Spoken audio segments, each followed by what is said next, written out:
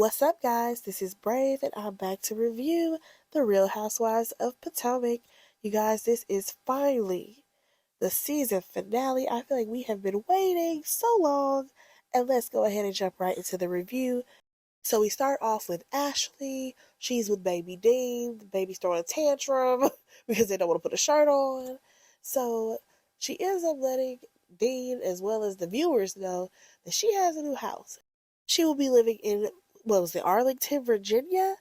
And yeah, she's very excited about having this house. Now I want to know, was it bought in the LLC? Oh, well, baby, we got our answer. It was definitely bought in the LLC. I said, no, Ashley, no. Why did you do this? So the producer even asked, so how are y'all going to be splitting the mortgage? And she talking about something, oh, me and Michael, we haven't delved into that yet. Girl, you don't know if this man is going to be responsible for paying the mortgage or not, or if you will be. You might want to figure that out. Y'all, she told us that the mortgage was $13,000 a month. And I'm like, girl, you better start selling some hats like Robin did. You need some extra income coming in so that way you don't have to worry about if Michael will make the payment or not because you should be able to, afford this house. Like, I would really hate for it to be some time down the line where we find out that Ashley loses the house because Michael didn't make payments. Like, girl, get it together. So, I'm not about to talk about those little montages. Let's jump on over to Karen. Karen, she ends up calling Mia, and according to Mia, she don't feel good because she ate a chicken wing. And of course, you have Karen talking about some people need to stop eating the dirty bird. Alright, so of course, Mia is going to give Karen the tea about what went down at the bachelorette party. Or should I say, what Charisse had to say. So of course, she tells her all the things that Charisse had to say. And at one point, it looked like Karen was about to burst out laughing when she mentioned her hooking up with somebody in a bathroom. I said, Karen, why are you laughing? What was that going to be for? Are you laughing because it happened? Or are you laughing because this story is ridiculous? So, of course, Karen asked her, did she defend her? And we already know Mia did not defend Karen. So, Karen is like, listen, information from that woman can't be trusted. So, you already know she does not want to talk about Charisse. Let's go ahead and hop on over to Robin. She's playing around with those hats that she's selling. And next thing you know, her parents show up. Now, listen, I will say this. I will give it to Robin. That house, her house is beautiful. Her house is so modern. It's nice. Like, she probably has the best house out of the housewives on this franchise, I would say. Like, out of the ones that we've seen, I can definitely give it to Robin. So she tells her parents her plans to get married in Jamaica to Juan with just the boys. And her mom, you can tell she really took it to heart because she wanted to be there. She wanted to see them get married again. And even Robin has said that, her parents have been big supporters of Juan and Robin, even when they were going through problems, when they were separated, when they were divorced, when they were together. So yeah, the mom feels some type of way. The dad, he's a bit more understanding, but you can tell that hurt the mom that Robin would not want her to be there. Now let's move on to Mia because we see her and Gordon and they go to the doctor. So that way we can get an update on that cancer scare. Y'all, we ain't talked about the cancer scare probably since episode 3. Now this is what the doctor has to say. So she had an enlarged lymph node, and the doctor has pretty much ruled out all of the things like cancer, leukemia, all those types of things have been ruled out. It may just be like a rash, but they have to do another exam to make sure that her lungs are okay. All right, let's go ahead and slide on over to Giselle, y'all. She's with her girls. She takes them out for ice cream. And she's like, oh, you guys, we have so much to celebrate. And they're like what? Well, she has been going out with this guy, Steve, who the girls already know. They've known him probably for some time because I think he was like a family friend. And they like Steve. They ain't got no problems with Steve. Now, Giselle says that it's not serious, but we'll see at the reunion. She probably done moved on to a new man. You know how Giselle do. Or should I say can't do, because, she can't keep a man. Nonetheless, she tells the girls about the fibroids, about how, she has to have surgery. One of the girls, she got it all mixed up about the lady parts. But oh, don't worry, because all the girls started to mix things up. They thought the ovaries were just going to be floating around since the whole uterus got to come out. It was just a lot happening. And Giselle was like, what is happening in our school system? I'm like, yeah, they don't really go into depth that much about um, the lady parts and what happens when things are removed. Sorry, we don't really learn that in school, Giselle. But one thing that I will say that I loved about this scene is how supportive her girls are of her, how they were like speaking good things into her, like, it doesn't matter if things get removed, like, you're always going to be you. And I was just like, okay, I love it. I love to see Giselle with her girls. Now, any other time we see Giselle, she's usually messy and, stirring the pot. But when she's with her girls, that's always going to be the best version of Giselle. Now let's go ahead and move on. All right, so we actually see a quick clip of Wendy and Karen talking on FaceTime, and Karen has to let Wendy know what Mia told her. She's like, I'm not going to repeat what was said about me, but it was absolutely disgusting, and I don't know how me and Mia can move on from this because she did not defend me. And to be honest, if you are friends with somebody, you should defend them when someone's talking that bad about them. But then also, I feel like when it comes to Mia, she wants to be friends and liked by everybody. So she's not going to be like, Sharice, don't talk about Karen. She ain't going to do that. Plus, on top of that, Mia wasn't even around when this situation supposedly happened. So she still doesn't know if it's true or not.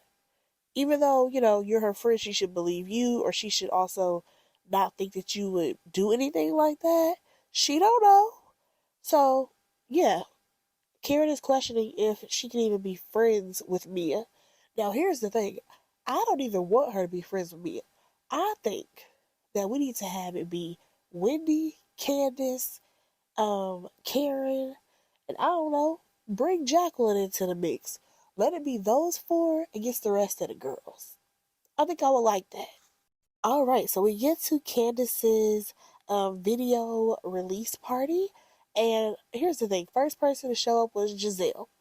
No, no, no. I think Wendy came first, and then we saw Giselle walk in.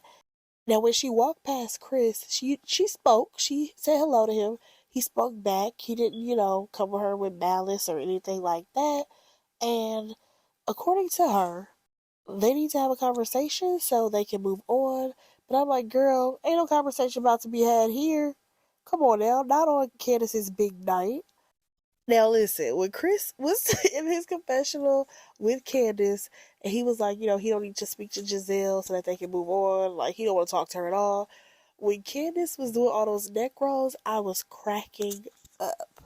So Candace shows up and she wants them to announce that she's there. So I think one of her friends announced that she was there.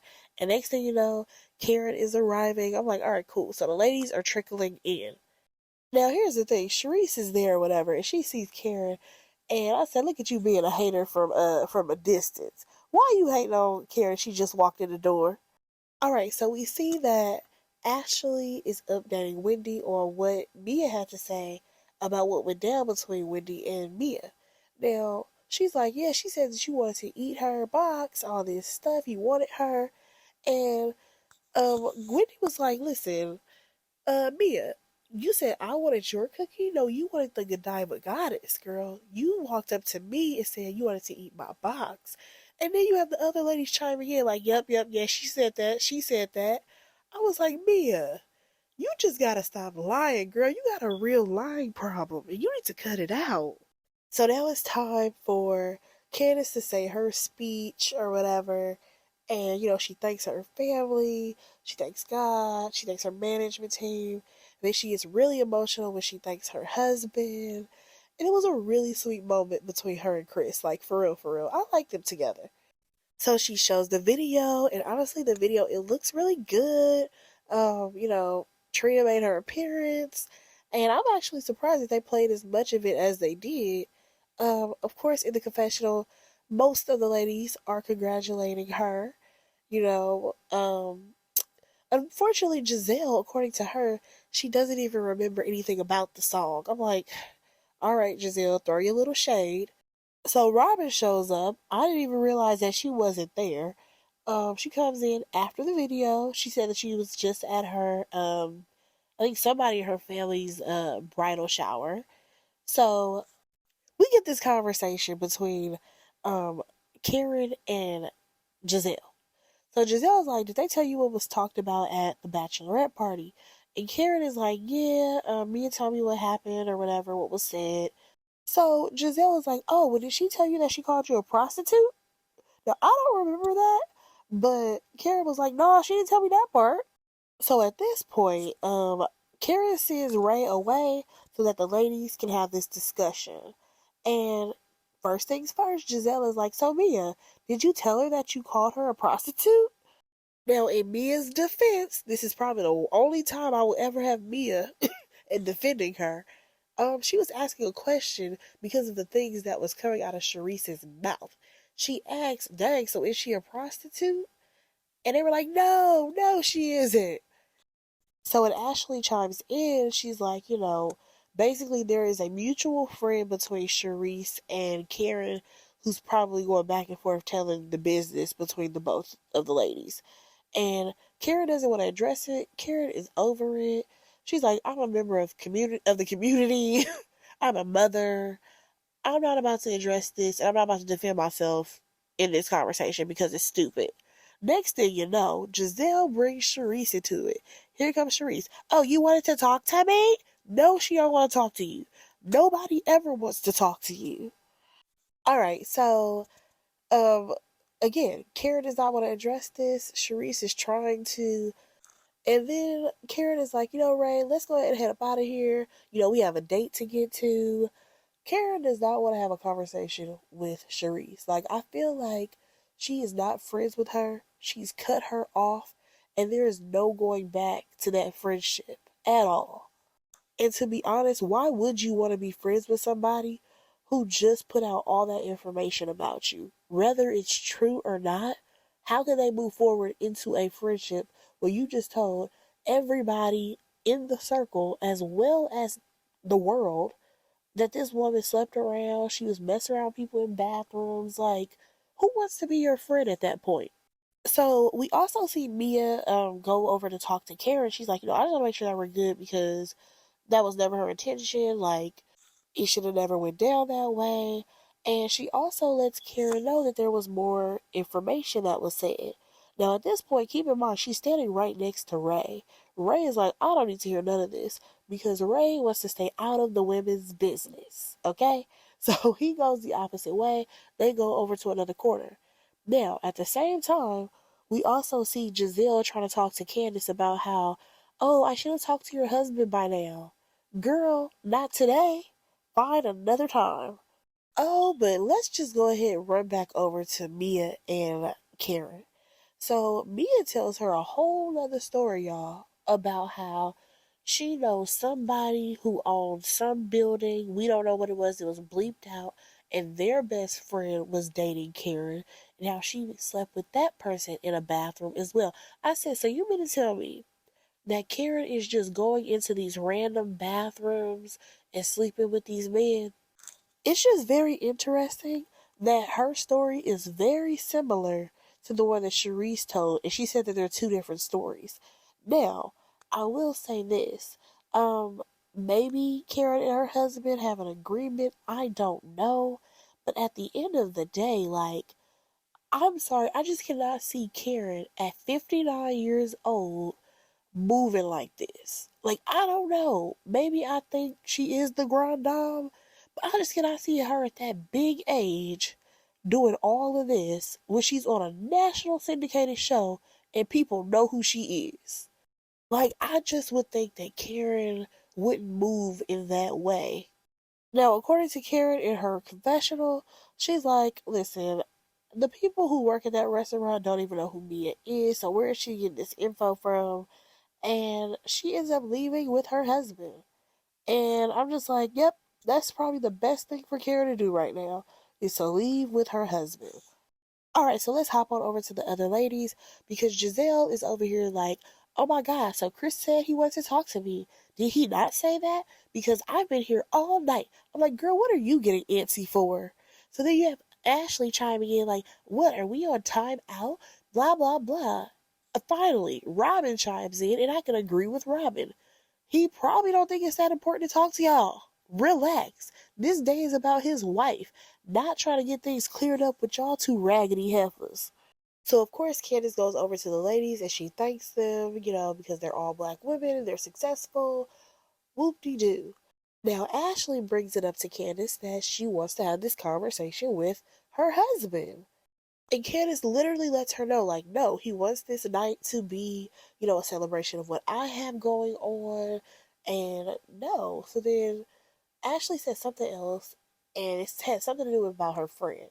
And Candace was like, oh, Sesame Street. So, of course, now Ashley takes offense because it's like, you're talking about her friend. So, what does she do? She decides to walk on over there and talk to Chris herself. Now, listen, Ashley tried to come over there with her shenanigans, but I was on Chris's side. Like, no, y'all tried to say I was doing all this stuff while my wife was there. We're taping, and you guys lied. Like, it's ridiculous. It's disrespectful. I said, yes, Chris. Speak your truth, baby. Stand on it. And even while he was speaking, he was cursing, he still even stood and apologized for that in the moment because he was angry. He was super angry. And, here we go with Ashley. She still tried to be like, well, some of your actions, they shouldn't have. And he's like, nah, I'm not doing this. Baby boy storm is off because this has frustrated him. He's yelling. And I felt for Chris because nothing that he could have said would have changed Ashley's mind because she believes her friend, and also she believes that now he's just so inappropriate. And of course, Ashley tried to act all innocent when she got over there to the girls, and Whitney was like, did you really think that was going to be like a good thing? Did you really think that was going to go well, Ashley? No. Now, we actually see a clip of Candace talking to Chris, and she tells him that he can't really battle with someone like Ashley, who's permanently damaged. So, let's go on with the updates. We learned that Ashley's going to be moving into her house. She was dating one of the guys, I think, from Winter House. They're not dating no more. We also learned that Candace, she actually released her album, I think. She went on a 5-city tour. And Chris, unfortunately, no longer works at the restaurant. But I do hope that he has, another job. I wouldn't want him to not have a job. Now, speaking of a 5-city tour, another person decided to do one of those, and that was Karen. She has the evening with the Grand Dame. And the only thing they also put on her tab was that her number one fan and loyal Dame is still going to be Ray, her husband. I said, okay, y'all didn't have nothing else to put on there? So Giselle, she did get her hysterectomy. She's also supposed to be dating someone who's on another Bravo show. I think it's going to be revealed on the reunion who it is, but I have no idea who the other person is because I don't really watch the other Bravo shows. Um, Wendy, she is actually getting her health together. She's doing kickboxing and she's drinking her water. I'm just like, again, that's the best that y'all can put on this screen with all the things that Wendy got going on. Okay, whatever. All right, now when they put up Mia's little write up, I felt bad for the girl because it literally said um her finances weren't stable because, as you already know, her family took the businesses back and her and G had moved out of Potomac. So who knows what kind of update that we're gonna get on them when it comes to the reunion or on the next season. Because it sounds like their life is in shambles. Now, you guys, we actually end with being able to see Robin's wedding. So she did not go through with the idea of getting married in Jamaica and piggybacking off of that other trip. She actually decided to have it in Maryland. She did invite her mom and dad. And honestly, it was very beautiful. Like, all the flowers were very beautiful. Robin looked really nice. The boys looked nice. You know, it was actually a really beautiful moment for them. I liked their wedding, even though it was very simple. It was just seven people in total there. Like, girl, you could have just invited the hairstylist too. She could have came downstairs. But nonetheless, it was beautiful. They were all happy. Robin and Juan, they walked down that aisle, said I do again, and now they're married. So, of course, the ending write up was that 5 months later, Robin admitted that Juan had inappropriately communicated with another woman prior to their wedding, and the couple claimed that they worked through the issue. Now, as we already know, we have the reunion coming up. It's more than likely going to be a 3-part series because that's just what Bravo does. Bravo breaks up all the reunions into 3 parts. So I will be reviewing all 3 parts of the reunion and moving on to the new show with Escape and SWV after that. So let me go ahead and get off of here. Go ahead and like, comment, and subscribe to my channel, and I'll talk to you in the next one. Bye, guys.